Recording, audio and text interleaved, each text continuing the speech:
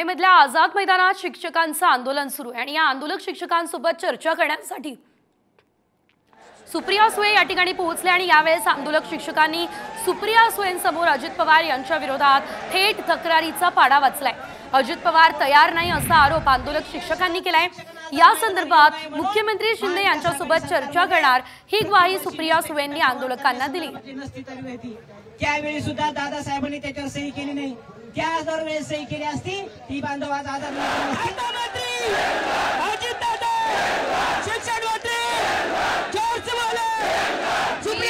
माननीय मुख्यमंत्र्यांना विनंती करू शकते, मी तुमच्या वतीने आजच माननीय मुख्यमंत्र्यांना तातडीने संपर्क साधते त्यांचा संध्याकाळपर्यंत, कारण का ते डोळ्याचं काही सर्जरी झाली म्हणून आराम करतायत। तर आज संध्याकाळपर्यंत मी आपल्याला निरोप द्यायचं काम तुमच्यापैकी करीन, पण पूर्ण ताकदीने ह्याच्यात मी कधीही राजकारण आणणार नाही, कारण का शिक्षणात राजकारण येऊ नये या ठाम मताची मी आहे।